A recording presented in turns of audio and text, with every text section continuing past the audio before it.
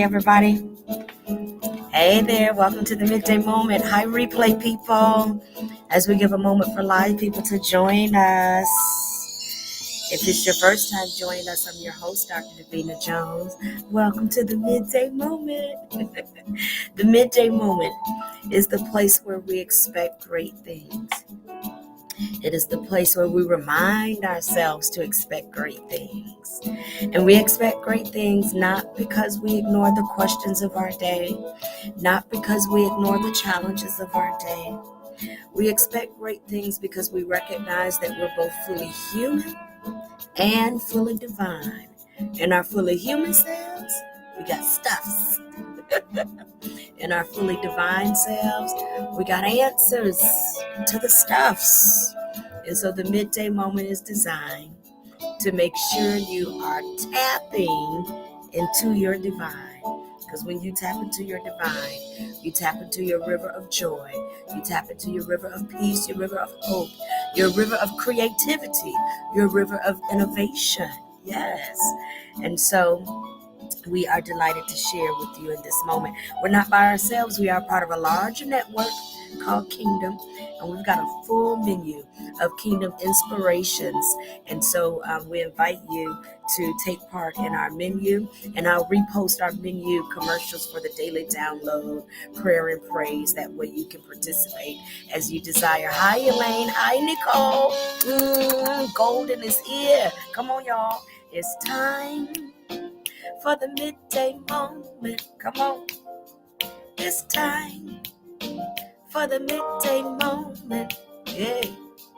It's time for the midday moment. Whoa, it's time.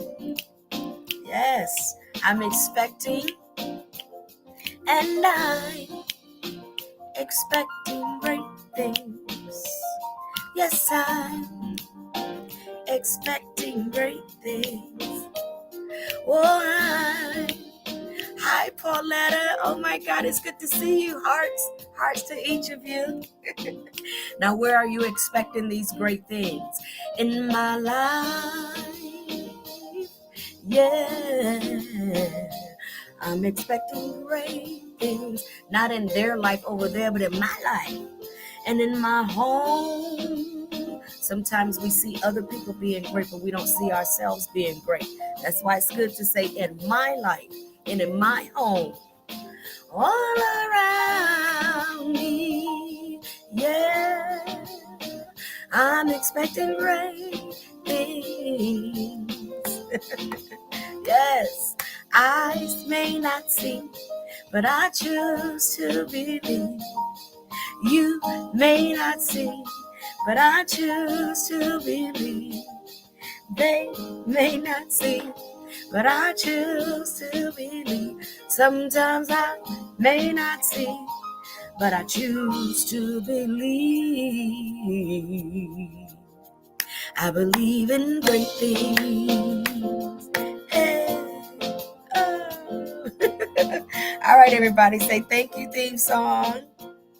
Thank you, theme song.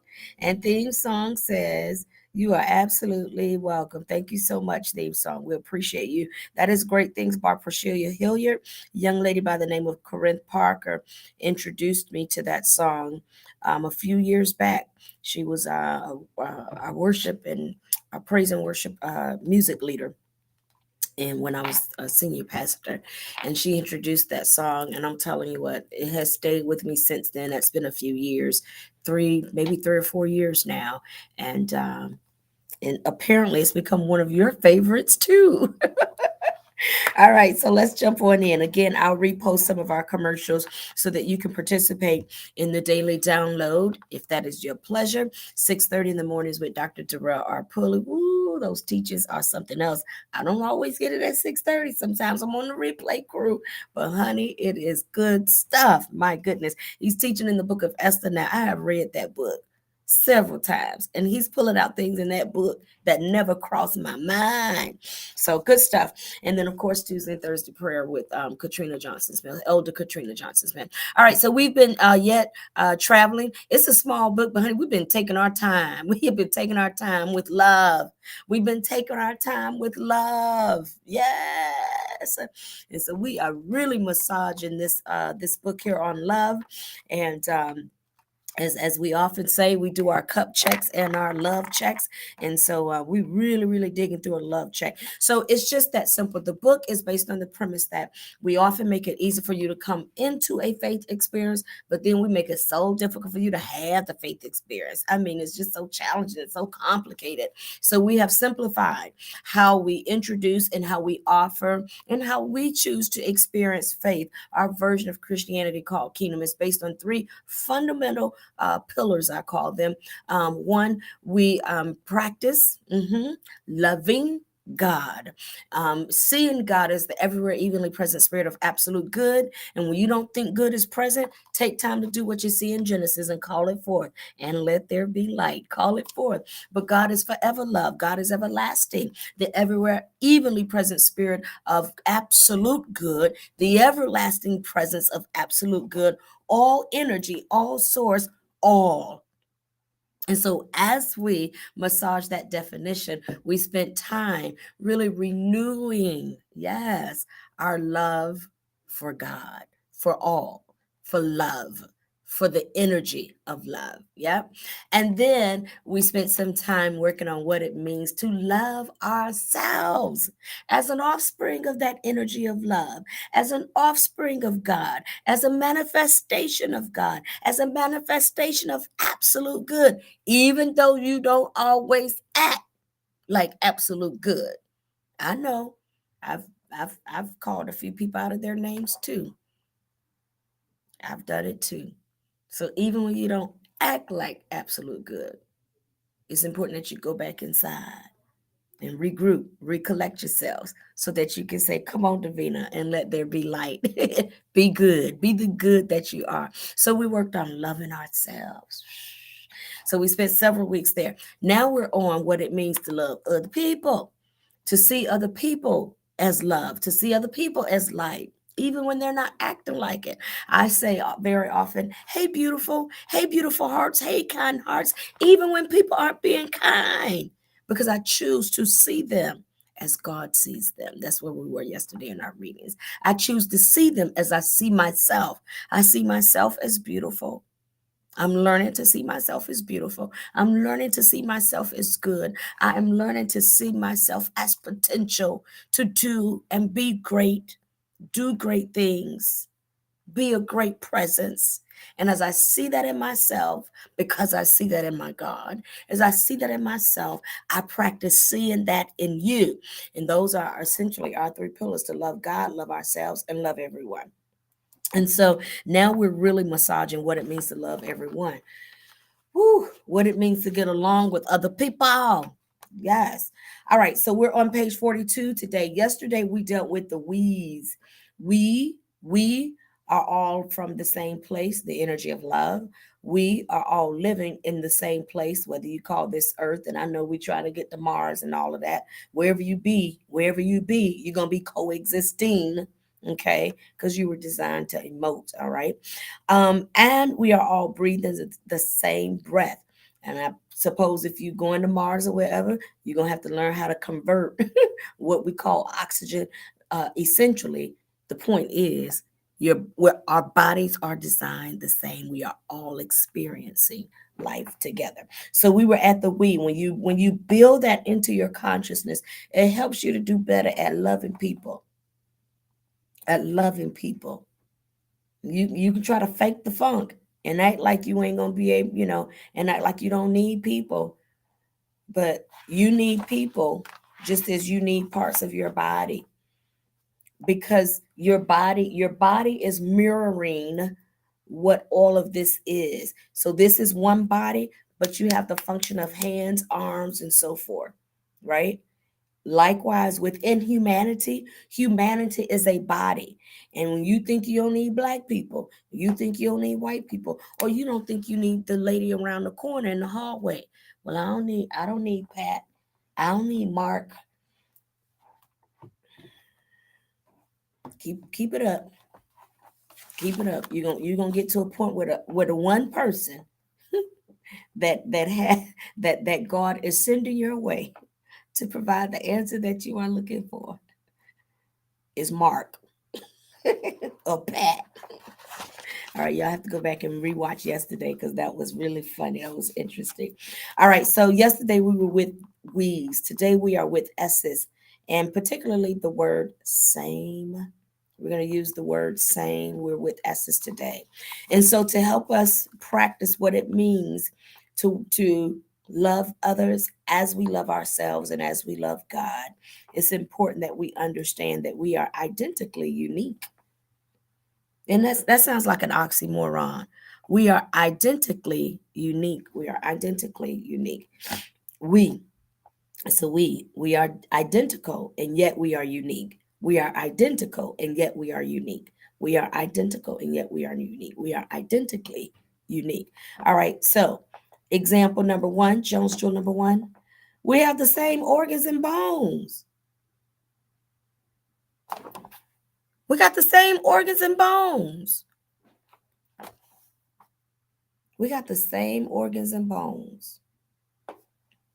Yes, we do. Some of our organs may function a little differently, better than others, and all of, some nuances there. But generally speaking, we got the same organs and bones. Yes, we do. You might try to pretend like we don't, but we do. We do.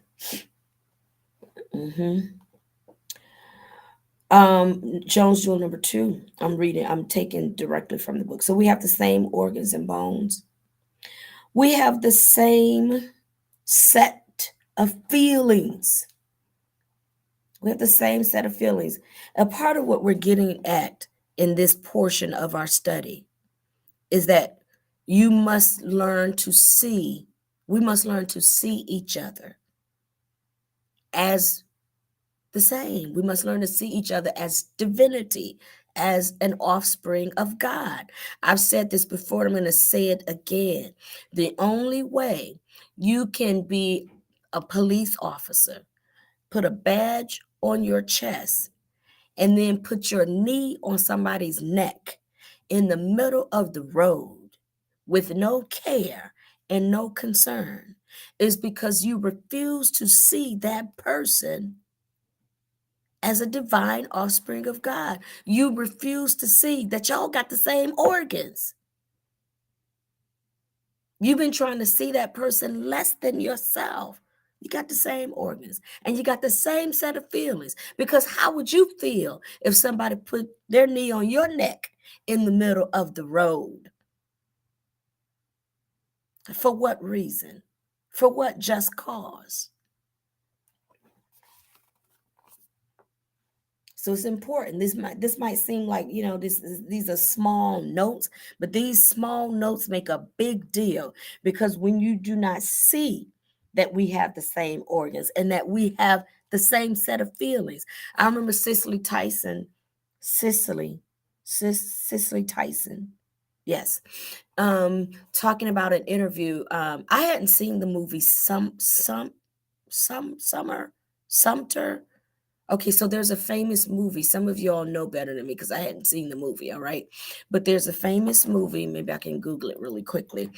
Cicely Tyson played in this movie, and it was a very popular Sumter. Maybe what is it called, y'all? Somebody type it in here. I'm looking for it. I'm looking for it. I'm looking for it. I'm looking for it. Sounder. Okay, Sounder. I hadn't seen the movie Sounder, but it was a very popular movie. The movie was made in 1972, the year I was born. But what brings it to mind is because Cicely Tyson talks about a reporter interviewing her and was interviewing her about the movie Sounder. And in the movie Sounder, From what I gather, it is built around a love story. And the reporter said to her, I did not realize that Black people could feel love like that.